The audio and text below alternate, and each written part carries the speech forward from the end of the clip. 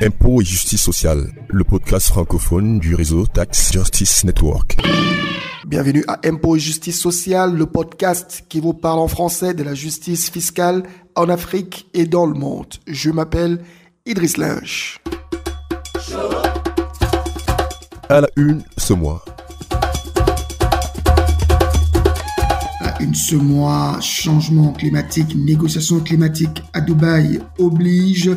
Nous allons parler des questions climatiques avec ce rapport d'Oxfam et du Stockholm Environment Institute, l'Institut pour l'environnement de Stockholm, basé en Suède, qui nous révèle que les 1% les plus riches de la Terre émettent autant de gaz carbonique, vous savez ce que c'est, que le reste des 2 tiers les moins nantis de la planète. Pour les détails de ce rapport, nous avons un invité, Fatih Ziassan. Elle est une des pensionnaires de l'École nationale de la statistique et de l'économie appliquée d'Abidjan, promotion 2002.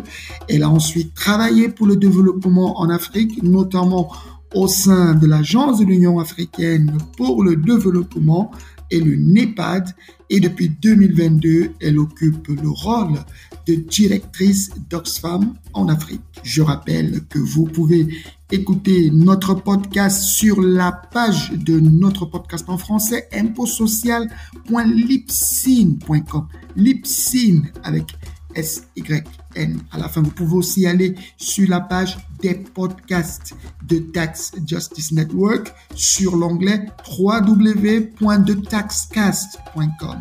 Et pour ceux qui veulent aller sur YouTube, www.impôts-et-justice-sociale.com.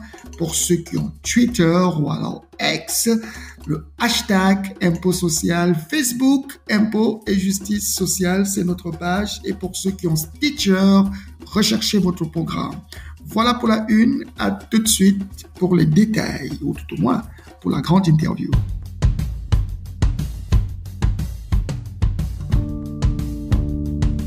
Je vous le disais en une, justice climatique, justice fiscale, justice sociale, ce sont là des grands thèmes qui ont alimenté le débat sur la justice fiscale globalement au cours des 3 derniers mois. Vous vous rappelez, pour l'édition précédente, nous étions en Tanzanie et au Mozambique où nous avons vu qu'une plus grande justice fiscale dans le secteur des ressources extractives pouvait aider la Tanzanie et le Mozambique à mobiliser davantage de ressources pour apporter des réponses à la situation de la dégradation du climat dans ces 2 pays.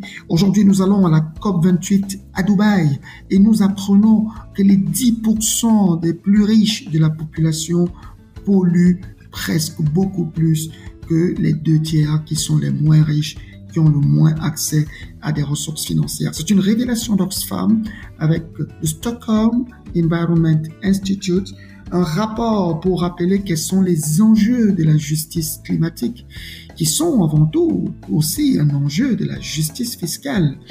Nous allons écouter l'entretien que nous avons eu avec Fatih Ziassan. C'est une ancienne pensionnaire de l'école d'économie, de statistique et d'économie appliquée d'Abidjan. C'est une économiste. En plus, elle a travaillé dans le développement sur le continent africain et aujourd'hui, elle dirige Oxfam en Afrique depuis 2022. Écoutez l'entretien que j'ai eu avec elle. Fatih Ziassan, vous êtes la toute nouvelle directrice de Oxfam in Africa. C'est un grand plaisir de vous accueillir sur le podcast francophone de Tax Justice Network. Tax Justice Network et Oxfam travaillent depuis bien des années déjà pour des questions de justice sociale, mais aussi pour des questions de justice fiscale. Alors là, aujourd'hui, on ne parle pas d'Oxfam ou de Tax Justice Network ou encore de nous. Mais nous parlons, Fatih, de quelque chose que Oxfam a mis en avant, c'est le fait que 10% de la population considérée comme celle la plus riche dans le monde pollue beaucoup plus que les pauvres. Alors, est-ce que vous pouvez nous donner les détails de ce qu'a dit votre rapport? Merci beaucoup, Idriss. C'est un plaisir d'être avec vous aujourd'hui et d'explorer les résultats de ce rapport qui a été publié le 20 novembre par Oxfam et par le Stockholm Environment Institute. Alors effectivement, ce rapport montre que sur l'année 2019, les 1% les plus riches ont généré autant de gaz carbonique que les 5 milliards de personnes qui représentent les 2/3 les plus pauvres de la planète. Et quand on regarde ces 1% les plus riches, ce qu'on appelle les ultra-riches, ils et elles ont généré 16% des émissions mondiales de carbone, alors que les 10% les plus riches sont responsables de 54% des émissions mondiales. Alors, nous, on se concentre sur les ultra-riches parce que c'est un petit groupe qui émet beaucoup plus, qui émet 27 fois plus que sa juste part. C'est un groupe de personnes qui possèdent de multiples résidences, des yachts privés, des jets privés. Et avec toutes ces possessions, ils brûlent le peu de carbone qu'il reste au monde à utiliser sans que les températures mondiales ne dépassent la limite que l'on s'est collectivement fixée de 1,5 degrés Celsius. Et donc, nous, on pense que c'est de ça qu'il faut parler. Il faut parler de la façon dont le mode de vie luxueux et les intérêts commerciaux des ultra-riches détruisent la planète. Oui, les personnes les plus pauvres consomment de très petites quantités d'énergie, mais comme ils sont plus nombreux, évidemment, ça fait aussi des nombres importants cumulativement. Mais ce qu'il faut souligner, c'est que l'énergie qui est consommée par les personnes les plus pauvres, c'est majoritairement de l'énergie qui est nécessaire à la survie, comme la préparation de la nourriture ou l'éclairage de leurs habitations. Notre rapport montre aussi que les ultra-riches exercent un contrôle considérable sur la politique et sur l'économie, et donc ils ont le pouvoir et la responsabilité d'arrêter la dégradation du climat. Les 1% les plus riches ne sont pas seulement importants en raison de leurs émissions de carbone qui sont surdimensionnées, donc c'est une partie de l'histoire de l'inégalité dans notre rapport. Ils sont aussi importants parce qu'ils contrôlent nos économies, ils contrôlent nos politiques publiques. Ce sont eux qui investissent dans des entreprises qui continuent à polluer sans retenue, ce sont eux qui possèdent les médias, ce sont eux qui financent les campagnes des élus politiques. Et donc, il n'y a pas seulement une égalité dans l'émission de carbone, il y a aussi une inégalité que nous soulignons dans la responsabilité et dans la capacité d'action. Alors, nous disons que si les plus riches et les plus puissants ne changent pas de cap, ils vont précipiter notre planète dans le vide. Et juste pour ajouter qu'en plus des ultra-riches, il y a aussi les membres de la classe moyenne des pays riches qui constituent donc la majeure partie des 10% les plus riches de la planète. Ce groupe de personnes doit aussi réduire leurs émissions et consommer moins. Mais pour que cela se produise, il faut que les gouvernements apportent des mesures pour soutenir les citoyennes et les citoyens et pour véritablement transformer nos économies. Mettre à disposition des trains à grande vitesse pour qu'il ne soit plus nécessaire de prendre l'avion, développer les transports publics abordables et efficaces pour qu'il ne soit plus nécessaire d'avoir une voiture personnelle. Et il n'y a pas de raison de blâmer une personne qui gagne un salaire minimum ou un salaire très bas et qui doit se rendre au travail en voiture parce qu'il n'y a pas de bus, plutôt qu'un milliardaire qui investit dans des combustibles fossiles polluants et qui fait des croisières autour de la Méditerranée dans un super yacht qui rejette la pollution au carbone dans l'air. Donc les super riches, à travers les médias qu'ils contrôlent, veulent nous faire croire que nous sommes tous et toutes également responsables de la dégradation du climat, de la crise climatique à laquelle nous faisons face, mais ce n'est évidemment pas le cas. D'accord. Fatih, j'entends très bien, et absolument, il y a déjà cette contribution à la pollution, mais il y a aussi le refus de prendre sa responsabilité pour orienter différemment les investissements. Et absolument, c'est un argument qui va en droite ligne avec ce que nous pensons en termes de justice sociale. Mais justement, peut-être pour te relancer, peut-être que ces ultra-riches comprendraient que les plus pauvres ne polluent pas parce qu'ils le souhaitent. Tout comme eux, ils peuvent décider de ne pas prendre un yacht ou bien de ne pas prendre un jet privé, mais ils le font. Par contre, les plus pauvres, comme tu l'as mentionné, se retrouvent parfois obligés de couper des arbres pour avoir de l'énergie de cuisson. Justement, ça te parle de dire que les ultra-riches pourraient effectivement en plus des politiques publiques, accompagner la transition énergétique des plus pauvres, qui, eux, n'ont pas les moyens et n'ont pas le choix. Oui, tout à fait. Mais avant de parler de ça, il serait peut-être aussi intéressant de remettre en question la manière dont nous percevons les personnes et les communautés les plus pauvres, en particulier en milieu rural et notamment en Afrique.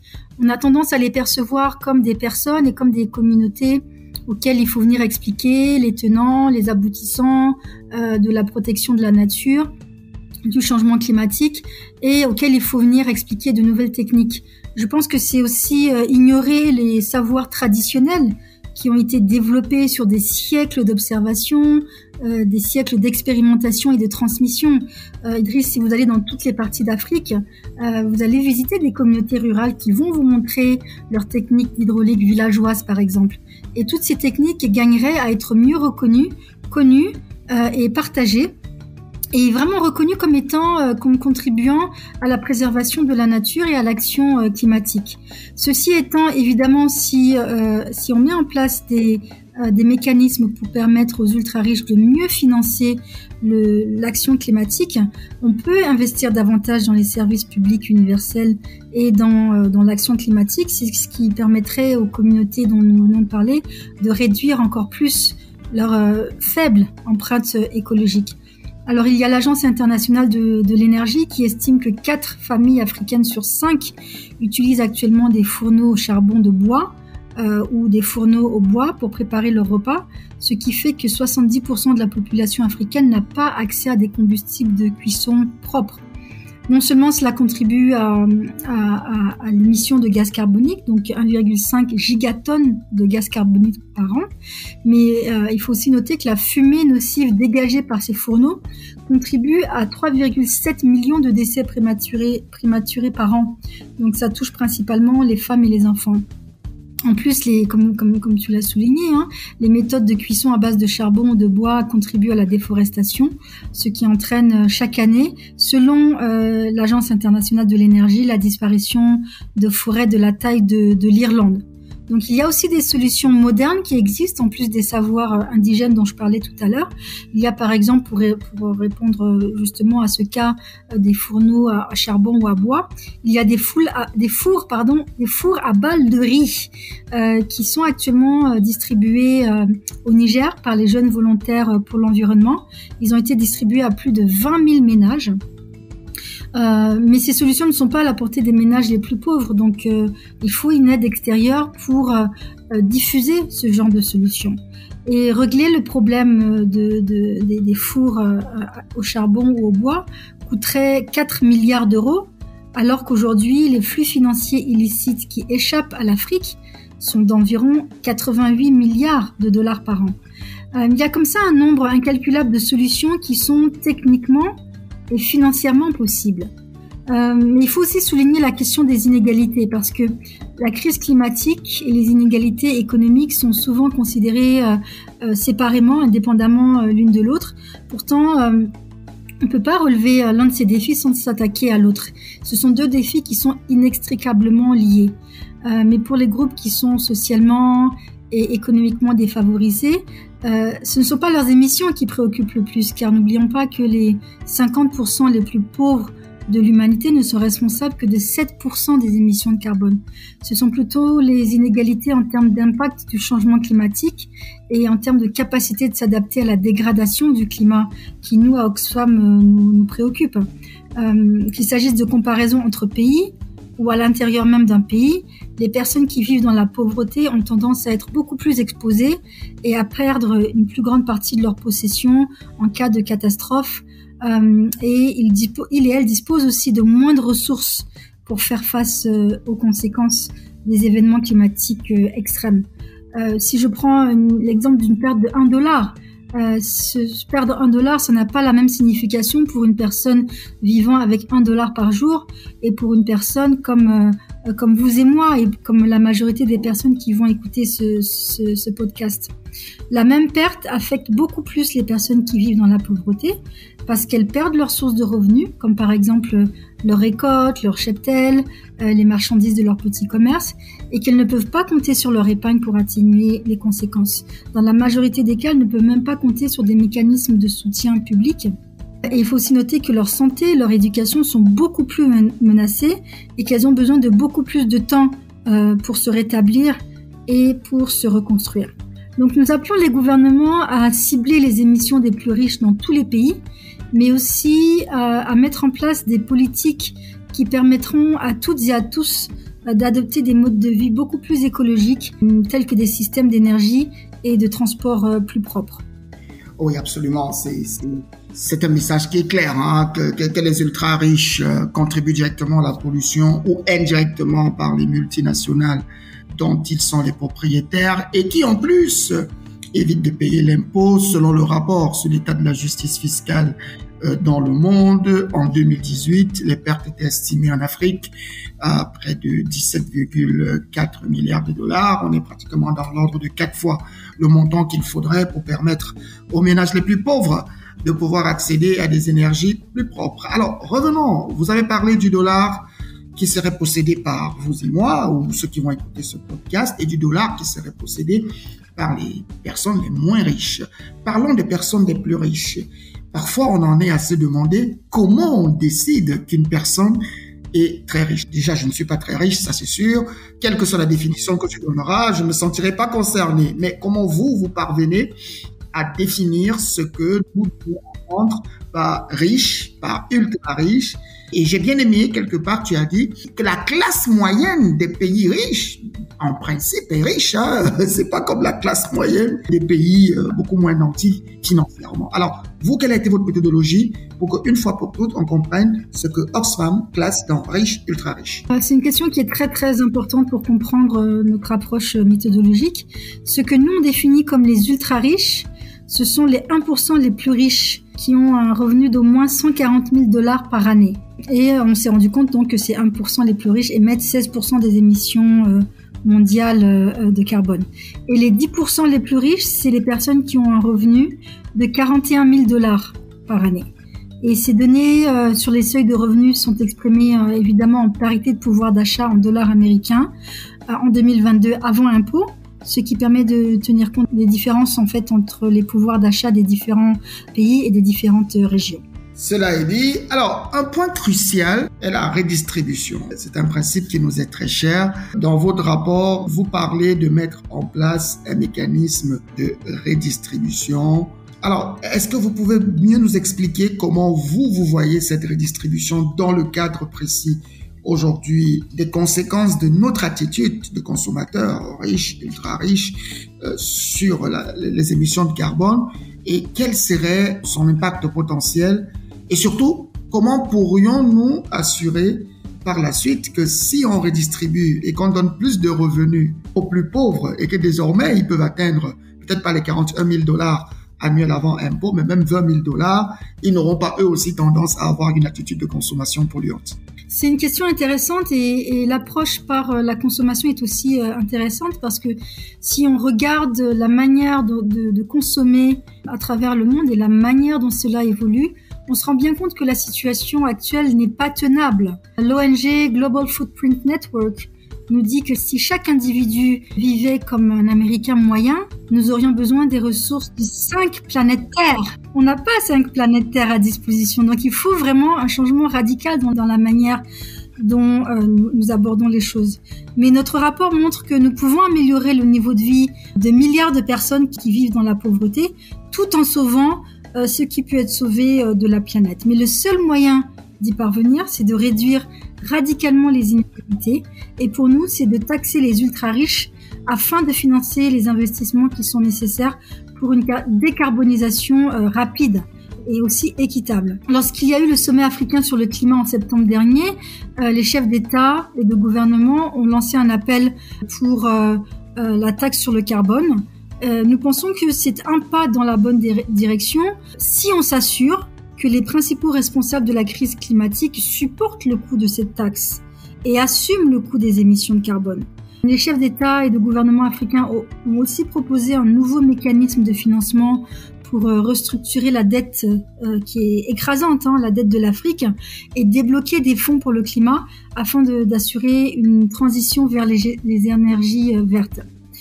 Avec de plus en plus d'événements climatiques extrêmes qui touchent l'Afrique, les deux questions, celle du financement de l'action climatique d'un côté et celle du financement du développement, donc celle de la dette de l'autre, sont inextricablement liées. Parce que pour faire face à la crise climatique, l'agenda de développement des pays africains se confond à l'agenda de mitigation face aux défis dans le domaine de l'agriculture, de la santé et des infrastructures.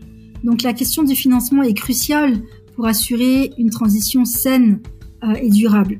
Donc pour nous, il doit y avoir une redistribution équitable d'abord des pays riches vers les pays du monde majoritaire, conformément aux différents engagements pris depuis les années 70.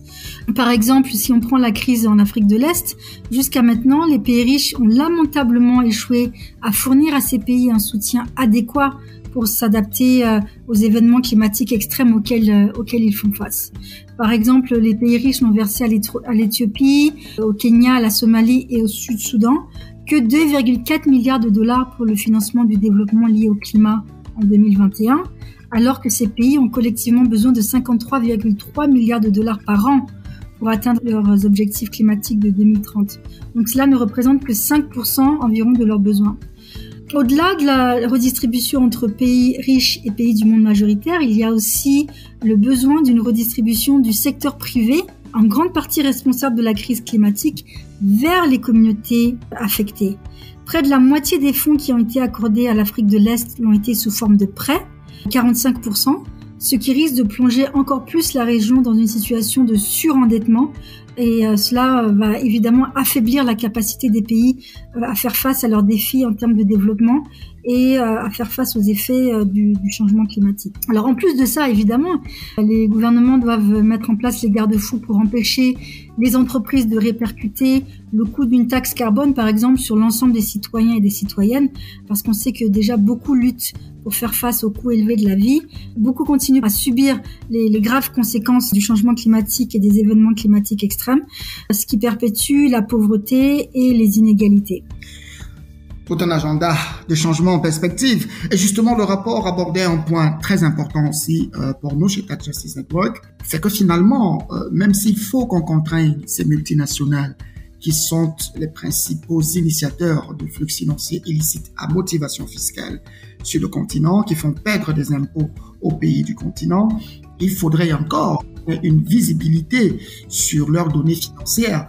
Et aujourd'hui, on a cette difficulté à implémenter quelque chose de simple, le reporting des comptes financiers pays par pays, afin d'identifier là où il y a le plus d'activité économique, là où il y a le plus d'impact négatif sur l'environnement et éventuellement de pratiquer une bonne redistribution. Alors, de ce point de vue, comment est-ce que Oxfam pense, comment est-ce que le rapport que vous avez co-rédigé avec l'institution suédoise, comment est-ce qu'elle pense qu'une meilleure visibilité des comptes pays par pays aiderait à mobiliser les ressources qu'il faut pour cette redistribution qui est si importante? Alors pour Oxfam, il y a un principe qui est fondamental, c'est celui du pollueur-payeur. Effectivement. Nous voulons que ceux qui contribuent le plus à la crise... Tu pollues, tu payes, hein? Tu pollues, tu payes, je suis d'accord. Voilà. Tu as pollué, tu as profité, tu as généré des profits dont tu continues de jouir, tu dois payer. Si on doit le résumer de manière comme ça très triviale. Et on a parlé tout à l'heure des mécanismes de financement de l'action climatique, que ce soit au niveau global ou bilatéral, mais on pense aussi que le moyen existant le plus efficace reste l'ensemble des outils fiscaux qui permettent notamment aux pays africains de collecter les taxes au niveau national, notamment les taxes sur les profits des multinationales. Or, c'est pas à vous que je vais l'expliquer, Idriss, mais pour cela, vous avez besoin de deux choses. Vous avez besoin de politiques fiscales équitables et vous avez besoin des chiffres fiables sur le patrimoine, sur les revenus du travail, sur le revenu du capital et notamment sur les profits. Donc, une politique fiscale équitable, ça veut dire, entre autres, taxer les profits plus que le travail, par exemple, et taxer les gros profits proportionnellement plus que les petits profits. Donc vous voyez que sans la transparence sur les profits générés par les multinationales, il y a un gros manque à gagner des services fiscaux africains. D'ailleurs, la CNUSED estime à plus de 88 milliards de dollars le montant annuel de tous les flux financiers illicites qui échappent au continent africain, alors que le besoin en termes de financement se situe à environ 200 milliards de dollars par an. Donc la transparence est absolument nécessaire, mais elle est aussi nécessaire par les gouvernements, parce qu'évidemment rien ne garantit que les recettes fiscales, une fois collectées, seront consacrées à la lutte contre les inégalités et à la lutte contre les effets de la crise climatique. On pense que la transparence et la responsabilité sont essentielles pour que les citoyens et les citoyennes puissent demander à leur gouvernement de rendre compte de la manière dont ils dépensent les fonds publics. Au Kenya, par exemple, Oxfam soutient l'Association nationale des contribuables, la National Taxpayer Association, qui a développé des tableaux de bord, ce qu'ils appellent des scorecards, pour aider les communautés à suivre les flux financiers, à contrôler la qualité des services publics et à demander des comptes à leur pouvoir public. On pense aussi que plus de transparence sur la propriété privée est nécessaire parce que les inégalités extrêmes alimentent la corruption. Par exemple, lorsque les entreprises et les ultra-riches utilisent leur argent et leur influence pour agir en toute impunité par rapport à la loi ou pour s'assurer que les gouvernements travaillent dans leur intérêt, quel que soit l'impact sur la majorité de la population. Alors, c'est vrai que l'argent achète des biens, mais pas seulement des biens. Il peut aussi acheter du pouvoir, il peut acheter des grâces, il peut acheter des faveurs. Et ce n'est certainement pas le cas lorsqu'on est une personne pauvre et qu'on n'a pas accès à ces ressources. Mais il ne s'agit pas seulement d'un problème de corruption, parce que dans le monde d'aujourd'hui, l'évasion fiscale est souvent légalisée. L'exploitation des travailleurs et des travailleuses est considérée comme une technique efficace de management. Et la maximisation des rendements pour les riches actionnaires à tout prix est une bonne pratique. Donc souvent, il ne s'agit pas de corruption stricto sensu, mais d'une économie qui est au service d'une minorité au détriment de la majorité. Si on parle par exemple des COP, des processus COP, la COP vient de commencer, la COP 28, il n'est pas normal que 500 lobbyistes qui sont au service des combustibles, des énergies fossiles et affiliés à certains géants du pétrole et du gaz, les plus polluants du monde, il n'est pas normal que 500 lobbyistes aient eu accès par exemple à la COP 26. Il n'est pas normal que des réseaux de paradis fiscaux soient utilisés pour éviter de payer des impôts, en particulier par les ultra-riches. Et nous pensons chez Oxfam que notre économie doit être au service de toutes et de tous et qu'elle doit préserver les ressources précieuses de notre planète. Tu disais que c'est pas à moi que tu parles, mais finalement, tu m'as parlé à moi, tu m'as touché. Évidemment, je comprends les notions de transparence en matière fiscale, le reporting pays par pays, c'est une bataille que nous menons. La transparence sur la propriété effective, c'est une bataille que nous menons. Les bons systèmes fiscaux dénués de corruption, des administrations fiscales compétentes, des organisations de contribuables qui sont informées sur leurs droits pour pouvoir mieux contribuer à l'impôt. Évidemment, c'est des choses qui nous parlent. Peut-être je vais te sortir avec un dernier point. C'était pas prévu, mais je pense que je plonge Oxfam dedans parce que vous faites partie de cette bataille. Il faut aussi une meilleure coopération fiscale internationale pour établir l'équité fiscale. Et dernièrement, le 23 novembre à l'ONU, ce sera une date marquante. Le groupe africain a obtenu une double victoire. Rejeter des amendements proposés par un de ces pays riches, la Grande-Bretagne, qui est aussi le pays qui abrite un certain nombre de juridictions classifiées comme opaques, favorisant l'évasion fiscale, mais aussi le groupe africain a réussi à faire passer les négociations fiscales internationales de l'OCDE, qui était mandatée par le G20, vers les Nations Unies, qui permettront un débat plus inclusif, prenant en compte toutes les réalités. Alors, Oxfam Afrique, quel est le commentaire que vous faites? J'ai entendu tout le monde sur cette affaire, mais pas encore Oxfam.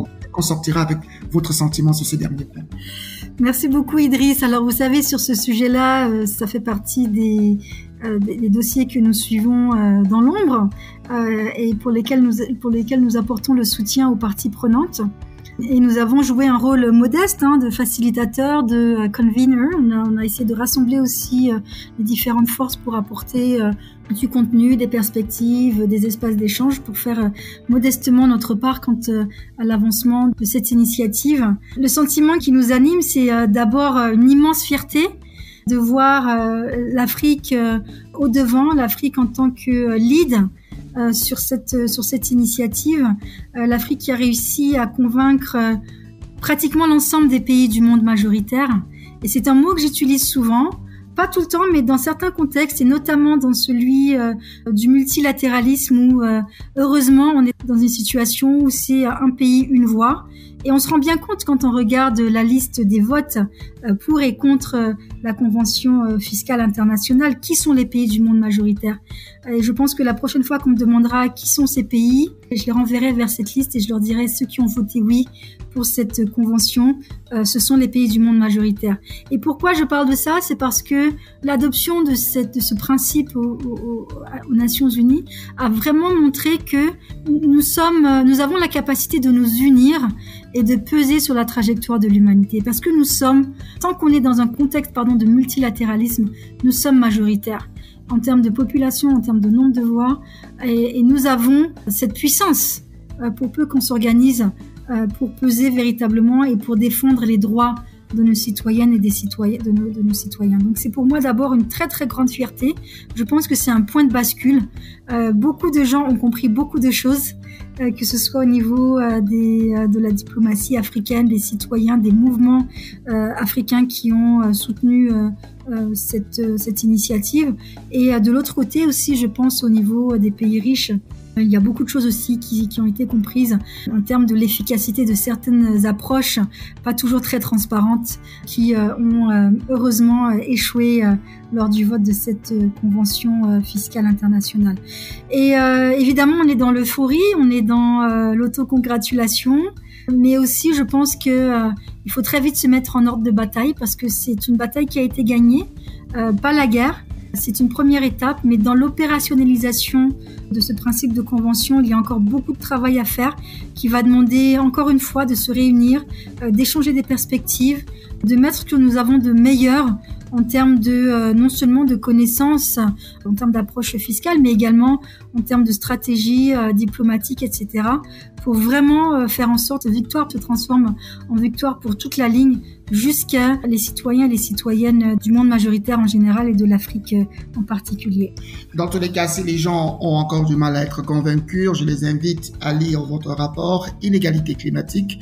Les 1% les plus riches émettent autant de CO2 que 2 tiers de l'humanité. Et encore, le reste des 2 tiers le font parce qu'ils n'ont pas de choix, parce que les 1% et les 10% les plus riches de la Terre refusent ou alors se dérogent de leur obligation de devoir investir sur des choses moins polluantes ou de payer l'impôt qui serait nécessaire à l'adaptation. Je rappelle que ce rapport a été édité ou alors écrit par Oxfam, mais aussi le Stockholm Environment Institute, l'Institut pour l'environnement de Stockholm. Stockholm, je pense que c'est en Suède, c'est pas, voilà, c'est en Suède pour ceux qui ne savent pas. Merci Fatih Nzi-Hassan d'avoir pris de votre temps, d'avoir dérogé à un agenda qui est très chargé. Et évidemment, cette bataille pour un meilleur environnement fiscal international, nous mènerons cette bataille, nous la mènerons, j'y arrive, avec Oxfam en Afrique, Oxfam in Africa. J'espère vous avoir, vous ou certains de vos autres collaborateurs, sur ces thématiques, sur notre prochain podcast. Merci encore. Merci à vous, Idriss. À bientôt. Au revoir.